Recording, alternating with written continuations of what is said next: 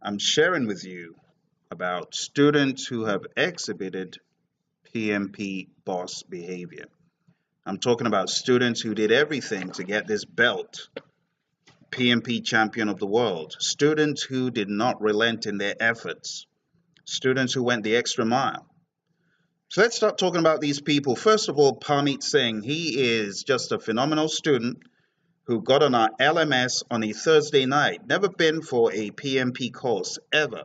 Did project management for his MBA, enough to be eligible for the exam, but never been for PMP training. Came on board, studied our LMS 12 hours a day, Thursday, Friday, Saturday, Sunday. Went into the exam on Monday. Boom, killed the exam. Got his belt. And that's why he's in my PMP exam Hall of Fame. Next student, Steve Shaw from LMI. He hit it so hard, he redefined what it meant to have the PMP and the PMBOK guide for lunch. You take a look at his dining table, he took over this thing. He put butcher paper from top to bottom on this dining table and stuck post-it notes. And if you look really carefully, you can see that he actually went the extra mile in drawing lines of outputs to inputs, outputs to inputs, totally redefining how to have the PMBOK guide for lunch. Next student is John. Now you can take a look at what John did up front. This is his book. He went through all of the quizzes in our Project Management Essentials book, painstakingly marking all of the answers and the different attempts. And not just that, John, as you can see him on the screen here, John Wood from Spotsylvania County. I happen to be wearing Spotsylvania right now because this was one of the things I wore when I trained John's class, believe it or not.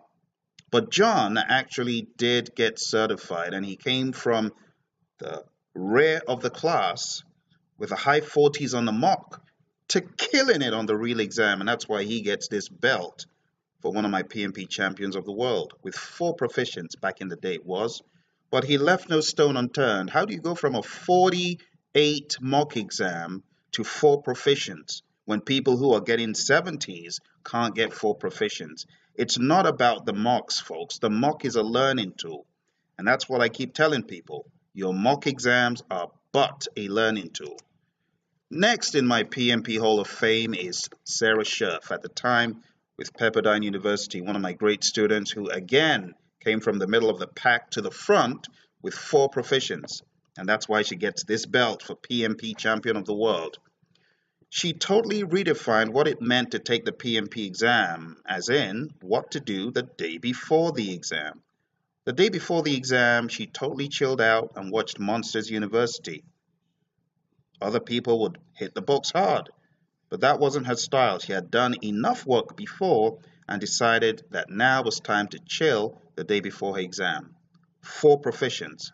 From in the low 50s in the mock to 4 proficients. How do these folks pull it off? Persistence, a lot of dedication, and a lot of motivation.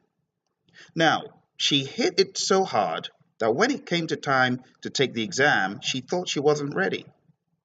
And she said, Phil, I need a test. Test me. And I began asking her questions about the project charter and various things, and she's giving me the answers. As I'm asking her questions, she's returning the answers with a full volley. I said, you know what? You're ready. Really? Call me when you've got something sensible to say. Go take the exam. And 4 proficients. Definitely one of my PMP champs. Imran, again, another great student, showed you what you need to do with any whiteboard that comes within 5 feet of you. Get that whiteboard, mark it up with page 61. And that's why he gets my belt for PMP Champion of the World. Phenomenal student who knew what exactly it meant to get the PMBOK guide under control. He made this his daily ritual until he got certified. Make it yours.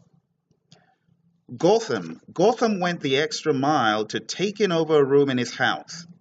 He took over a room and put post-it notes of every single input, tool and technique, and output.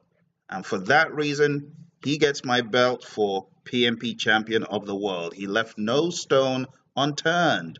Again, another student who came from the back of the pack to the front of the pack. How did he do it? Got done with all of our training in Virginia and went back to the drawing board and hit it as hard as he possibly could. Now, finally and most recently, the student behind me, you might recognize him from our Savage on Saturdays, Andy Okulovich, who redefined taking the PMBOK guide to the next level. I call it PMBOK to the nth degree. For that reason, he definitely earns this belt. When someone takes page 61 and makes it look like child's play with what he did to page 61, take a look. We had one of our alumni, Andy, show us this chart that you're seeing right here that he created. And this chart, looking at it from afar, looks a little bit like a grid of sorts and doesn't look like it's worth much until you begin to zoom in. And when you zoom in, you see what Andy has done. He pretty much took the page 61 chart and he has made this into a crazy learning tool. And the power of this tool is not in the tool itself, it's in the process, putting it together. So I'm not showing this to you because I want to send it to you. I would like you to challenge yourself and create a similar tool. So what he's done, he's shown all the outputs of a process and he shows where it goes. So project charter comes out of here, as you can see, develop project charter, and then it goes into the develop project management plan process as an input. So he has the process in the middle, at the top are the inputs, the bottom are the outputs. And he shows this across the entire grid. You can even see the WPIs coming out of here. Isn't that crazy? This is on steroids, folks. This is the mirror of someone who was definitely sniffing up this PMBOK guide big time into his system. So what was the result of Andy's going this far? Well, I'm happy to tell you that Andy got above target on the entire exam. He did really, really well. Now, you know that sliding scale of needs improvement and below target, all of those categories. For you to overall be in that above target column, it means that you have definitely gone above and beyond. You've done everything that it takes to stand out. That's not a small feat. So I'm showing you this again, not to get you another tool. You don't need another tool. You've got all this information in the PMBOK guide. What made him powerful is going through the process of putting this together. I would like you to go through the process to put one of these in your own way. Maybe you've got a different interpretation.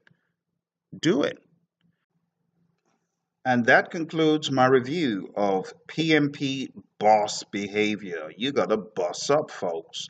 You need to go to the next level like these folks did. You need to go beyond just reading the PMBOK guide blandly and get creative.